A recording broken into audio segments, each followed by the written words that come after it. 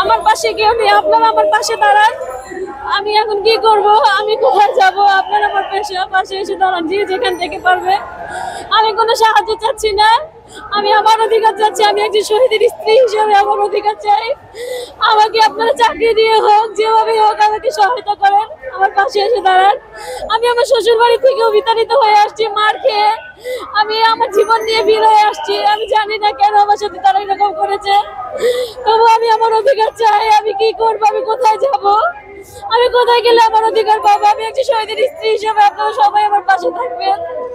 আমি কোথায় গেলে আমি আমার অধিকার পাবো? আমি আমার অধিকার চাই। আসসালামু আলাইকুম, আমার নাম মাইমুনা আক্তার চাঁদনী। আমি খিলগাঁও মডেলের জাতীয় বিশ্ববিদ্যালয়ের অধীনে আছি, অনার্স দ্বিতীয় বর্ষে। আমি এবং আমার হাজবেন্ড আমরা দুজনে সাইনবোর্ডে ভাড়া থাকতাম। সে মাদ্রাসা থেকে দুপুর 3টায় খাবার নিয়ে বাসায় ফেরার পথে সাইনবোর্ড মহিলা মাদ্রাসার সামনে 21 তারিখ বিকেল 3টা 20 মিনিটে গুলি খেয়েছে। সেই অবস্থায় আমি তাকে রাস্তায় পেয়ে তাকে আমি ঢাকা মেডিকেলে ভর্তি করেছি। সেখানে সে চিকিৎসাধীন, সে কোনো ধরনের চিকিৎসা পায়নি। বিনা চিকিৎসা সে মারা গিয়েছেন। 6 দিনের দিন 26 তারিখ সে মারা গিয়েছেন। তারপরে আমি তাকে তার পরিবার সহ তাকে তার গ্রামে গোপালগঞ্জ জেলায় দাফন করা হয়েছে তাকে। তারপর আমি আমার শ্বশুরবাড়ি থেকে আমি এখানে আসছি। এখন আমার পাশে কেউ নেই, আমি এখন কি করব? আমার পাশে কেউ নেই, আপনারা আমার পাশে দাঁড়ান।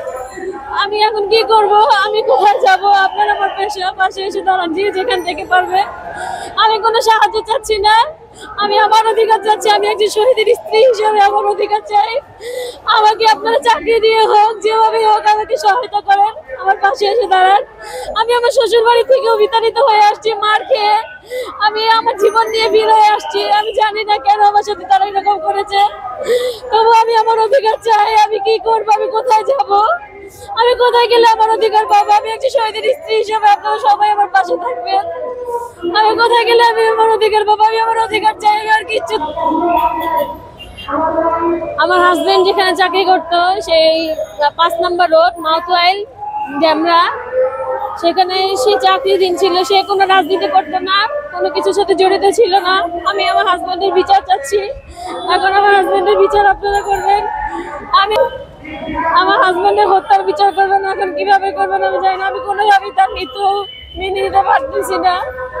এখন আমি কি করব সেটা আপনারাই বলে দেন।